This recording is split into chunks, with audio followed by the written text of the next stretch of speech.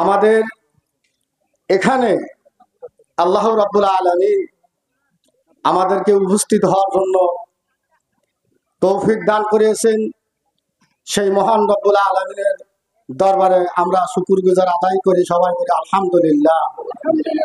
মহান রব্বুল আলামিন আমাদের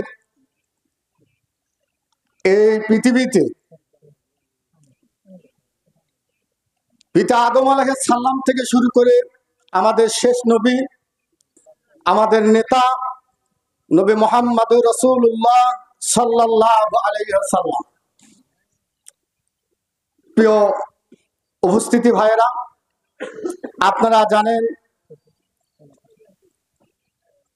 স্বৈরাচার সরকারকে যেভাবে আমাদের ছাত্র ভাইয়েরা তাজা রক্ত দিয়ে এই দেশকে আবার ২৪ সালের যে স্বাধীন হয়েছে, সেই আমার ওই যোদ্ধাবাজন এবং ছাত্র ভাইরা যে রক্তের বিনিময় আবার বাংলাদেশ স্বাধীন পেয়েছি, সেই শহীদদের প্রতি আত্মার মাগফিরাত কামনা করে যারা আজ দুনিয়ার থেকে রক্ত ঢেলে আমাদেরকে শিক্ষণীয় কিছু কাজ রয়ে গেছে আমাদের, আমরা সেই কাজগুলো যদি করতে পারি তাহলে ওই শহীদদের আত্মার মাগফিরাত আমরা দিতে পারবো ইনশাআল্লাহ।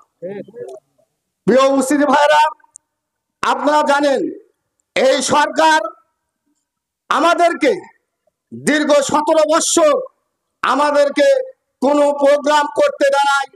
আজ আমরা যে ছাত্রদের মাঝে যে শহীদদের রক্তের বিনিময়, যে শহীদদের বিনিময় আমরা আজ তাদের ত্যাগের বিনিময় আমরা আজ নতুন এক সফলতা অর্জন করেছি।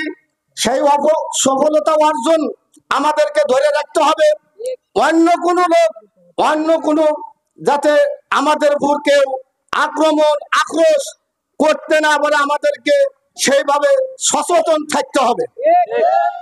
আমি আর দীর্ঘায়ু না করে আমি আপনাদের কাছে একটাই কথা বলবো, এই ইসলাম দীর্ঘ নবীদের আমলের থেকে কোরআন সুন্নাহ ভিত্তিক, আমাদের নবীদের আদর্শ এবং নবী গড়া যে নবীদের আমলের যে সাহাবারা যে ত্যাগ তিতিক্ষা দিয়েছেন, সেইভাবে আমাদেরকে কাজ করতে হবে কোরআনের পক্ষে।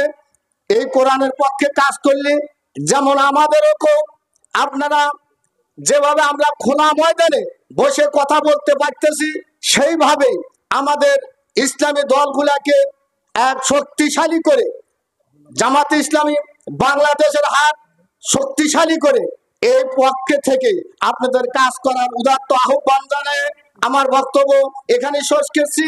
বাংলাদেশ জামাত ইসলামী জিন্দাবাদ, জিন্দাবাদ বাংলাদেশ জামাত ইসলামী।